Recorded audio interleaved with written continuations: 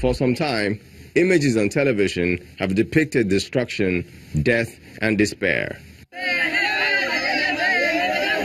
allegedly caused by herdsmen in some states across the country. Despite citizens' protest and condemnation by the federal government and security agencies, the violence has continued unabated, becoming almost a daily affair. Thousands who fled their homes filled internally displaced persons camps across the country, almost leaning towards a humanitarian crisis. This still did not stop the killings. Appalled by the entire situation, some state governors took it upon themselves to protect their citizens by setting up laws prohibiting open grazing. The sensitization shouldn't be a problem, and it's done in good faith. Ranching is the only thing that can save this situation. The Constitution has given you power to make laws to protect your people. I made that law, I stand by it. This law is our initiative to ensure peace for everyone that is living in Benue State. This was also met with resistance by herdsmen who alleged that their right of free movement was being infringed upon. In particular, will give them power to arrest and detain without seeking permission from any security agents. It means that in reality, Taraba State wants to establish a state police to deal with Fulanis. We have done it. Now it is Taraba. We must resist to this. We will go to any legal level up to Supreme Court. And the attacks went on. But the governors were also bent on making their plans triumph.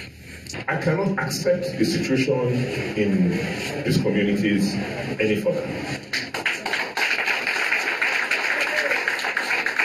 So for the next 90 days, we ban any grazing in this community. And for a while, this appears to be working, with a reduction in the number of attacks. But recently, the statement credited to the Minister of Defense, Mansour Danali, suggesting that there would be less tension in the troubled states if the implementation of the anti-open grazing law was suspended, seems to have brought the peace plan to a halt, with members of the National Assembly challenging the call. Advise the Minister of Defense to withdraw his statement on his call for the withdrawal of the anti-grazing laws in Benue and Taraba, as these laws were properly enacted in accordance with the powers of the state houses of assembly. To the Minister of Defense, the police and Department of State Services are capable of putting an end to the crisis without grazing laws. The remote course is part of the grazing route. Hereby we are in this country, right from independence, there are cleared routes where people pass. The issue of arms is all over. There is nowhere in this country where arms are allowed to be carried apart from legitimate security forces. So anybody that is carrying any arm is illegal. But the question many ask is, if the same security apparatus charged with protecting lives could not handle the situation effectively, that it led to the loss of thousands of lives, including those of security agents, without apprehending those behind it, what new strategy have they come up with to contain a situation that is threatening the peace of the nation? The answer is best left to time.